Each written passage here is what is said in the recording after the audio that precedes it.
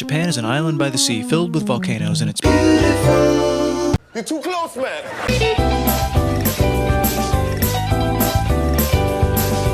Surprisingly not the main protagonist, Japan is one of the Axis members of the series.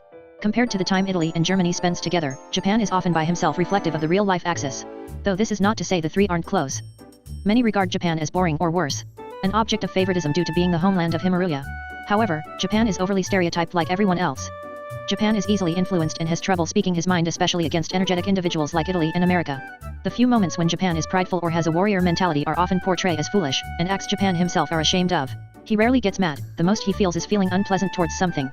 The only people he shows any amount of meanness to is China, who he tends to see as overbearing, and Russia, who he has tried to kill on numerous occasions. Japan enjoys simple pleasures compared to the younger nations, and he is noted to spend his days as an old man doing things like tending to bonsai trees, cleaning, going for walks, drawing, and fawning over cute things. A main theme of his character is adapting to the outside world after years of isolation. Japan wants to be on equal ground with Western countries, but is much stricter and reserved. He initially comes off as cold or emotionless, but in truth is just very shy, especially on matters of intimacy. He comes off as refined in public, but at home he is much more laid back and transforms into a completely different person. Not to mention he's also a closet pervert. Italy and Germany are Japan's closest friends. While Japan has trouble understanding their customs, especially Italy's, he shows them deep respect, and takes his role in the group very seriously. Even after the war, the three are still close. Taiwan is very fond of Japan. She usually goes against China on the belief he is bothering Japan, showing him deep respect. She openly gives him chocolate for Valentine's Day, and eagerly wants to be complimented by Japan on Halloween. Her blunt and assertive nature complements Japan's reserved personality. Not to mention she is a big fan of anime. China happily raised the newly born Japan up until Japan's betrayal. This led the two to be enemies for a long period. China cares for Japan and was deeply affected by his betrayal, but he also hoped to be close to him once again. Despite finding China annoying, Japan feels deep remorse for betraying China long ago. In modern day, Japan tolerates China until his overbearing tendencies pushes him away. Switzerland is a neutral ally of the Axis. Japan both respects Switzerland for his skills, and fears him because of his own previously cutesy image of him. Despite his gruff exterior, Switzerland often encourages Japan to speak up for himself, by shouting at him. Prussia and Japan's relationship is said by Himaruya to be close.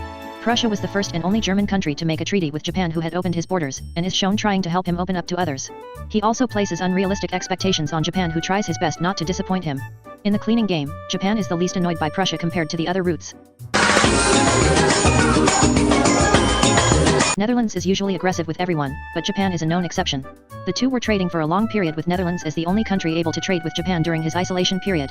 He is shown to think of his well-being, encouraging him to open his borders, and feared him getting involved with America, believing Japan would be taken advantage of. America first meets Japan after overhunting whales and basically forces him to open his borders. America and Japan's relationship, despite its rocky start, is shown to be close as Japan tries his best to adapt to Western culture. America often celebrates holidays with Japan, and they were roommates for a time. How well America does in business is greatly connected to Japan, and America relies on Japan just as much. The only problem is how the dub portrays them. In the original, Japan is very passive towards America's whims, while the Funimation dub reduces him to a snarky mouthpiece with dumb lines like these. しかし俺も入ったら水道代が2倍になるのか。増えた分は私が多く持ちます。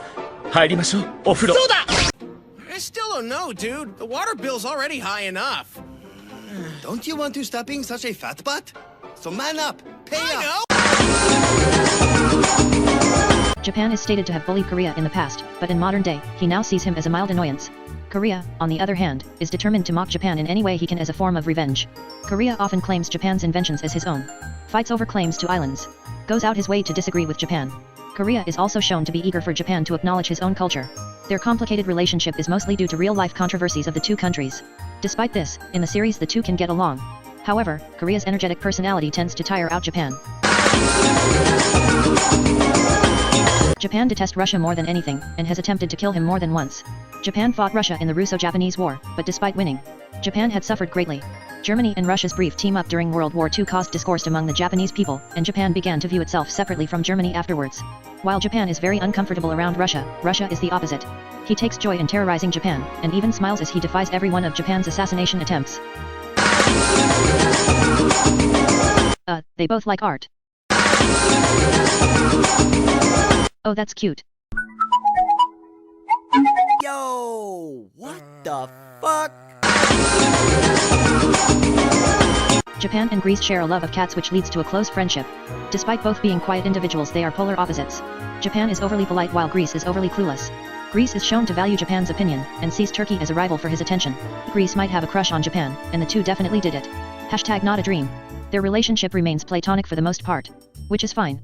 Just because you have sex with someone doesn't mean you suddenly start dating. It also doesn't mean they own you, or you own them. The main factor is if both parties consented. Wait, did Japan consent? Uh-oh. Uh-oh.